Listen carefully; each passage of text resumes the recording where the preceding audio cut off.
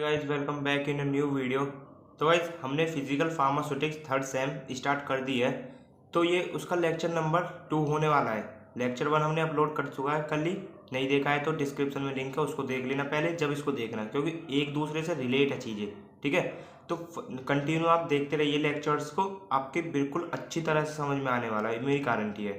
ठीक है, तो हमारे सिलेबस के अकॉर्डिंग नेक्स्ट टॉपिक है हमारा ideal solubility parameter.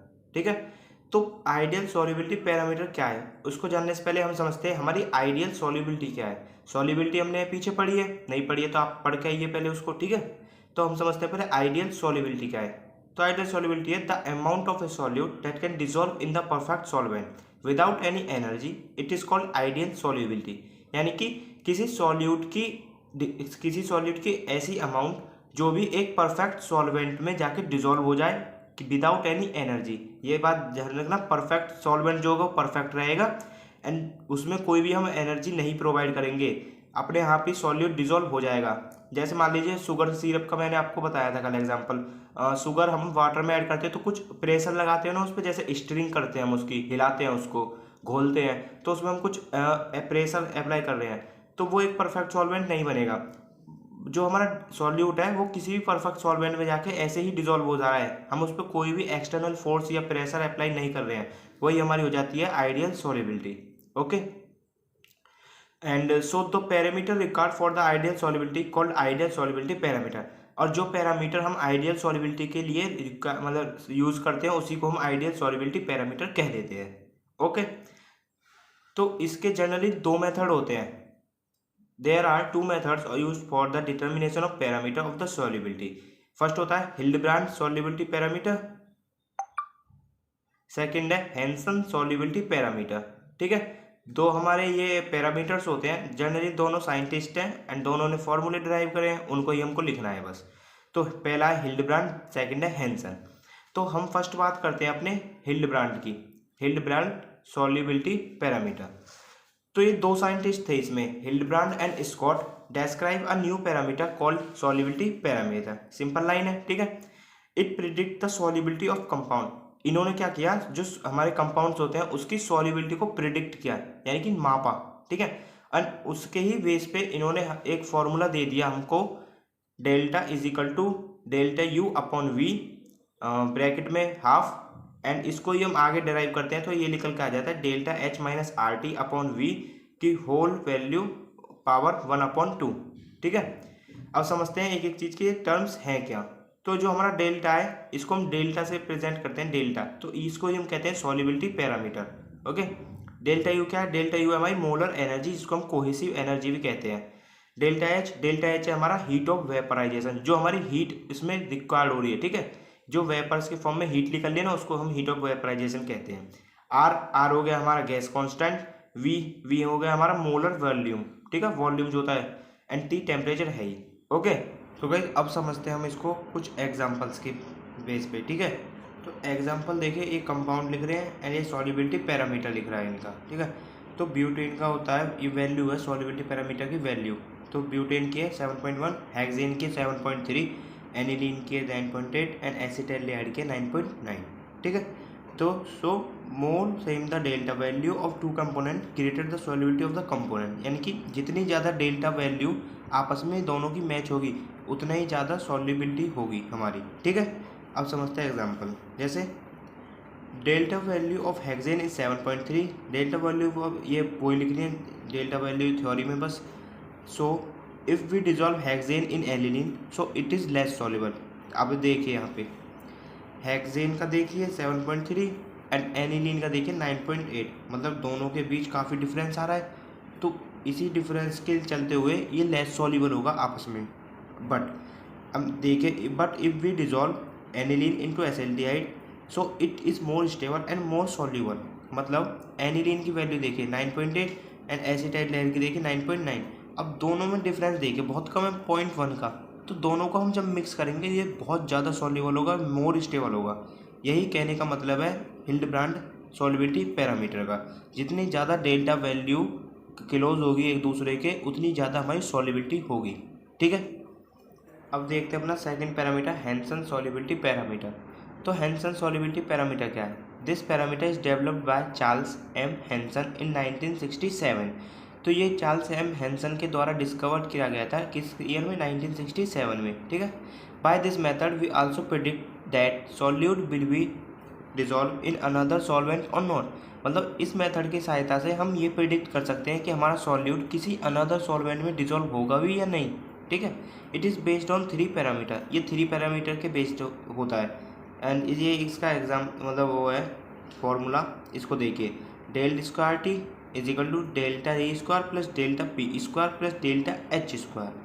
Hair Hansen parameter divide the Hildebrand parameter value in 3 part. मतलब जो हैंसन पैरामीटर है वो हिल्डब्रांड पैरामीटर की वैल्यू को 3 पार्ट में डिवाइड कर देता है, ये डी पी एच। अब इसको समझते हैं ये क्या है। तो पहले समझते हैं डेल्टा डी, यानी कि ये वाला डेल्टा टी, तो ये है टोटल हिल्डब्रांड पैरामीटर, मतलब टोटल, ठीक है। एंड डेल्टा डी स्क्वायर ये है the energy from dispersion forces between molecule. जो मॉलिक्यूल्स के बीच में डिस्पर्जन फोर्स लगता है ना, ये उसका डेल्टा है, ठीक है। एंड डेल्टा पी स्क्वायर ये है the energy from dipolar intra molecular force between molecule. जो मॉलिक्यूल के बीच इंट्रा मॉलिकुलर फोर्स लगता है वो है ये delta P square. And delta H square क्या है, the energy from hydrogen bond between molecule. जो बॉन्ड के बीच में हाइड्रोजन बॉन्ड के द्वारा एक बॉन्ड होता है ना, हाइड्रोजन बॉन्ड, वही उसका ही हमको दे दिया है डेल्टा एच स्क्वायर, ठीक है। गाइस हमने 2 पैरामीटर साइंटिस्ट के जो उन्होंने दिए थे कंसेप्ट वो समझ लिए। अब समझते हैं अपने कुछ अदर पैरामीटर, किसके, आइडियल सॉल्युबिलिटी पैरामीटर के कुछ अदर पैरामीटर्स। जैसे फर्स्ट आता है इसमें more similarity in the structure of solute and solvent greater the solubility. मतलब कल वाले लेक्चर में आपने देखा था ना, सॉल्यूट सॉल्वेंट इंटरेक्शन ज़्यादा कब होगा, जब दोनों का ही स्ट्रक्चर नेचर सेम होगा। तो वही है, जब दोनों का स्ट्रक्चर ज़्यादा सिमिलर होगा ना तो सॉल्युबिलिटी हमारी ग्रेटर होगी, ठीक है। सेकंड पॉइंट आ जाता है हमारा polar solute dissolve in polar solvent and non polar dissolve in non polar solvent. यानी कि कल वाली बात है, like dissolve like theory, polar polar में ही डिजॉल्व होगा, नॉन पोलर में डिजॉल्व होगा। थर्ड आता है हमारा addition of polar group. Polar group कौन से होते हैं हमारे, hydroxyl group, aldehyde group and CHOH group. ये इंक्रीज सॉल्युबिलिटी इन वाटर, मतलब ये जो अगर ग्रुप ऐड हो गए ना किसी के साथ तो वो वाटर में सॉल्युबिलिटी हमारी इंक्रीज कर देंगे, ठीक है।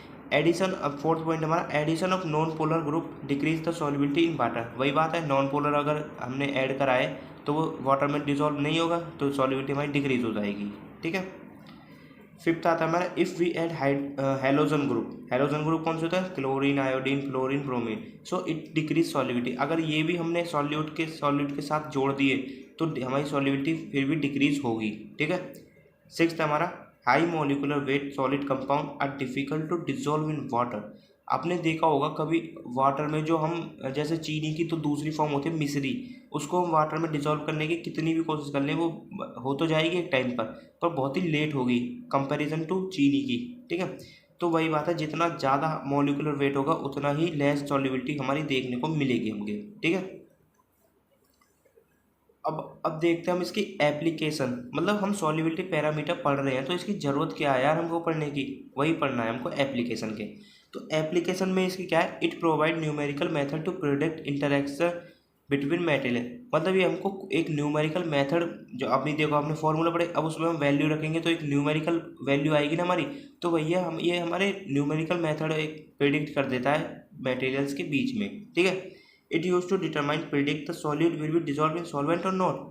वही बात है, सेकंड वाला हैंसन वाला आपने देखा था ना, वो प्रिडिक्ट कर रहा था कि हमारा सॉल्यूट डिजॉल्व होगा किसी सॉल्वेंट में या नहीं, वही ये हेल्प करता है। थर्ड है इसका also involve in the drug mode of action. ये जो ड्रग हमारी एक्शन करती है मोड ऑफ एक्शन उसमें ही हेल्प इन्वॉल्व होता है। फोर्थ हमारा in the selection of solvent. ये जब देखिएगा अभी अब पीछे बात करिए हमने, सॉल्यूट किस में डिजॉल्व होगा किस में नहीं होगा, तो हम सॉल्वेंट का सिलेक्शन भी तो उसी बेस पे करेंगे ना, तो वही उसमें भी मदद करता है।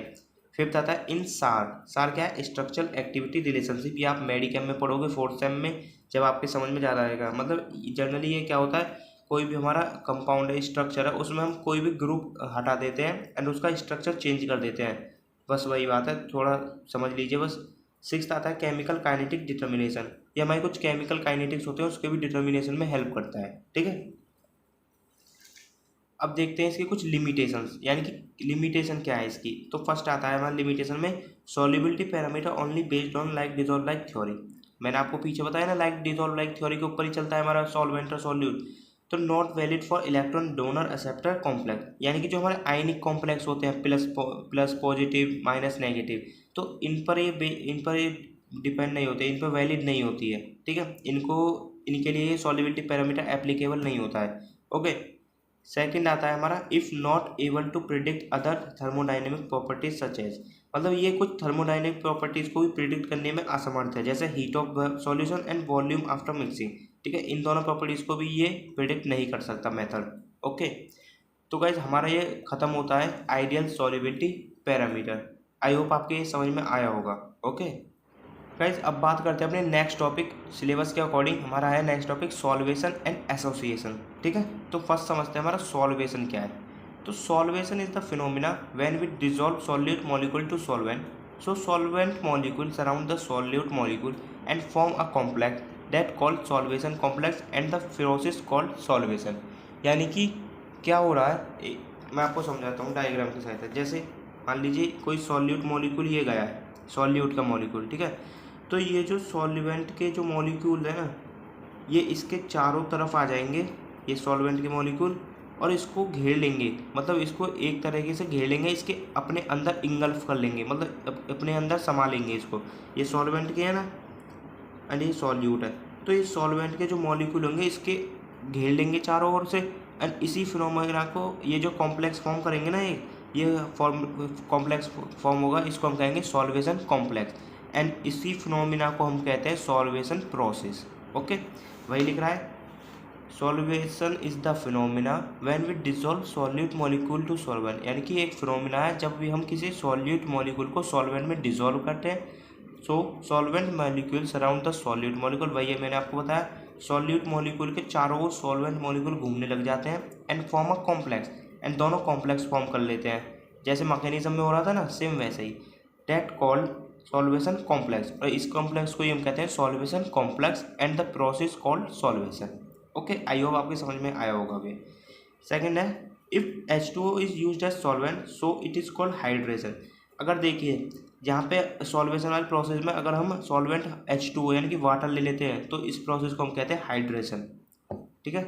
इस प्रोसेस को हम कहेंगे हाइड्रेशन। नेक्स्ट बात करते हैं the process of solvation is called dissolution, and the solvation की प्रोसेस को हम डिसोल्यूशन भी कहते हैं। Okay, solvation is a kinetic process, ये एक काइनेटिक प्रोसेस होता है। काइनेटिक यानी कि मूवमेंट, कुछ मूवमेंट होती रहेगी इसमें, जब सॉल्यूट सॉल्वेंट इंटरेक्ट करेंगे तो कुछ मूवमेंट तो होगी ना पार्टिकल्स की, वही। Solvation process affected by hydrogen bonding and van Waal forces, these forces depend on molecular structure of solute and solvent. जो हमारी सॉल्वेशन प्रोसेस होती है वो अफेक्ट होती है hydrogen bonding and van Waal forces से। ये वीक बॉन्ड्स होते हैं तो ये ऐसे ही वैसे ही टूट जाते हैं, ठीक है। And these forces depend on molecular structure of solute and solvent, and ये जो फोर्सेज होते हैं हमारे डिपेंड करते हैं मॉलिक्यूलर स्ट्रक्चर सॉल्यूट के और सॉल्वेंट के, ठीक है। इसके यूजेस देखते हैं। It help in the measuring the solubility of a complex, the unit for solubility, ठीक है। पहले देखते हैं इसको। It help in measuring the solubility of a complex, मतलब हमको मेजर कराता है किसी भी कॉम्प्लेक्स की सॉल्युबिलिटी को, ठीक है। The unit for solubility is mass पर वॉल्यूम, इसकी जो यूनिट होती है, इसकी जो यूनिट होती है सॉल्वेशन की, ये होती है मास पर वॉल्यूम, ठीक है। And the unit of solvation is mole पर सेकेंड, कहीं सॉरी ये यूनिट सॉल्युबिलिटी की होती है मास पर वॉल्यूम, एंड सॉल्वेशन की होती है मोल पर सेकेंड। ओके, अब बात करते हैं गाइज अपने नेक्स्ट टॉपिक एसोसिएशन के बारे में। तो एसोसिएशन क्या है? Association is same as solvation but it happens in the ionic solute, यानी कि सेम वही है बिल्कुल सॉल्वेशन की तरह एसोसिएशन, बट एसोसिएशन जो होगा हमारा वो होगा आयनिक सॉल्यूट्स में। आयनिक यानी कि जो कोई भी चार्ज कंटेन करेंगे, जैसे मान लीजिए ये देखिए इसने प्लस कंटेन करा है चार्ज, इसने माइनस, तो ये दोनों एक दूसरे के कॉम्प्लेक्स फॉर्म करेंगे तो ये जुड़ जाएंगे। आपको पता है प्लस माइनस की तरफ अट्रैक्ट होता है तो दोनों एक दूसरे से जुड़ जाएंगे, वही है, दोनों जुड़ गए एक कॉम्प्लेक्स फॉर्म कर लेंगे, इसी को हम एसोसिएशन प्रोसेस कहते हैं। तो association is a chemical reaction where two opposite ions come together and form a complex ionic complex, मतलब दोनों एक दूसरे के नज़दीक आ जाएंगे एंड एक कॉम्प्लेक्स आयनिक कॉम्प्लेक्स फॉर्म करेंगे जो कि डिफरेंट केमिकल एंटिटी का होगा। And joining of ions together called association. इसी जॉइनिंग को हम आयंस की जॉइनिंग को जब टुगेदर हो जाती है इसको हम कह देते हैं एसोसिएशन। ओके, आई होप आपके सॉल्वेशन एसोसिएशन आ गया होगा समझ में। तो गाइस आज हमने देखा ideal solubility parameter, solvation, association. आई होप आपके वीडियो लेक्चर समझ में आ गया होगा एंड प्रीवियस वीडियो नहीं देखे उसको भी ज़रूर से देख लेना, ठीक है। तो तब तक के लिए good bye, take care and subscribe करें चैनल को एंड अपने दोस्तों के साथ भी शेयर करें। नोट्स के लिए हमारे टेलीग्राम ग्रुप को ज्वाइन कर लें, वहाँ पे आपको सब मिल जाएगा। Okay, bye bye.